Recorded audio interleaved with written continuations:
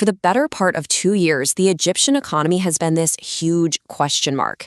But, recently, a whole series of surprising signals have popped up, suggesting a really dramatic and, honestly, unexpected shift. So today, we're going to break down what's happening, why it matters, and whether this newfound hope is actually built to last. And this one question really, truly captures the mood. For 18 long months, ever since the currency was devalued, this cloud of uncertainty has just been hanging over the country. People didn't have a clear picture of what the economic future held, and frankly, answers were really hard to come by. But then things started to change, and they changed fast. So the first major clue kind of came out of nowhere. The Egyptian stock market surged a staggering 20% in a single month. I mean, this wasn't just some minor uptick. This was a powerful vote of confidence. It signaled that foreign investors were suddenly betting big on Egypt's recovery. And that, of course, brings us to the core question of this whole story, which was perfectly framed in a recent Al-Monitor analysis.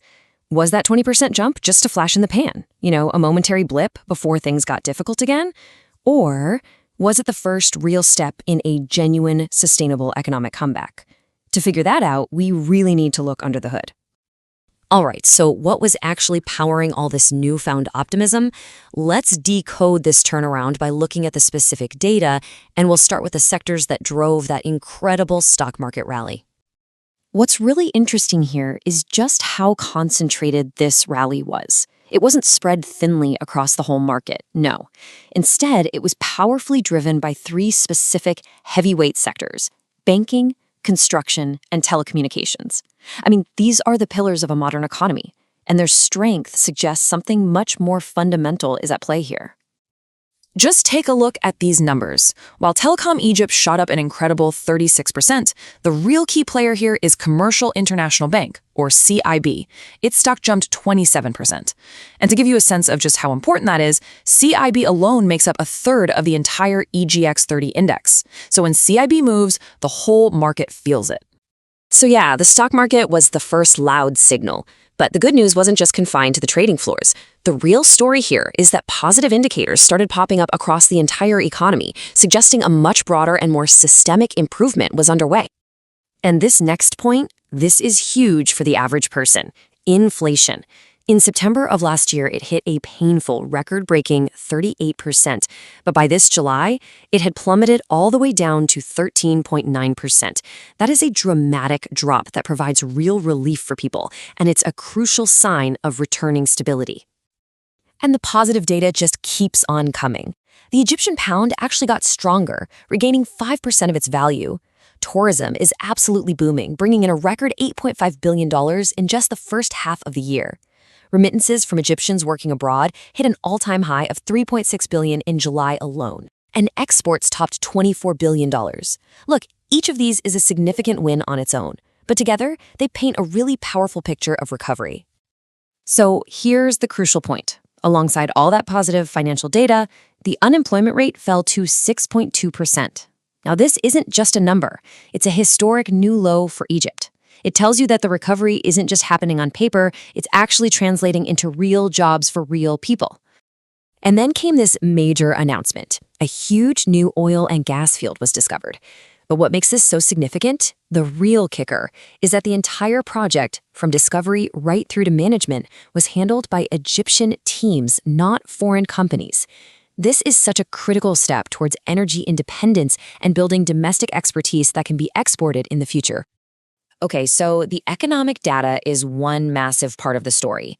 But an equally important piece of the puzzle is a stunning geopolitical shift that is injecting billions of dollars and a huge amount of confidence into the country. This is the number that changed the game. Qatar announced it would be making $7.5 billion in direct investments into Egypt. Now, this isn't a loan or a grant, okay? This is a huge long-term bet on the future of the Egyptian economy. And this quote just gets right to the heart of why that $7.5 billion is so much more than just money. For years, the relationship between the two countries was deeply strained, but this investment marks a complete 180. Turning a regional rival into one of Egypt's most important economic and political partners. I mean, the transformation is just stark. Egypt has gone from a relationship that was defined by tension and opposing interests to one that's defined by partnership and multi-billion-dollar development projects. This is a monumental political victory that has very direct and very positive economic consequences. Okay, so things are looking up. There's a lot of positive momentum. But we have to be realistic here. This isn't a clear path to success just yet. As analysts point out, there are two very significant hurdles that Egypt absolutely must clear to keep this recovery on track. So, the first hurdle is the country's next big review with the International Monetary Fund, and the second one is the ongoing crisis in the Red Sea that has absolutely crippled revenue from the Suez Canal.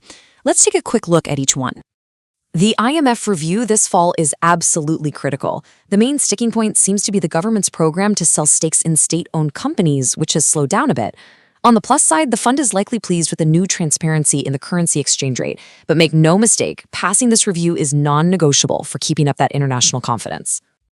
And this right here, this is the cost of that second hurdle. The conflict in Gaza and the disruption to shipping in the Red Sea has cost Egypt a staggering $7 billion in lost revenue from the Suez Canal.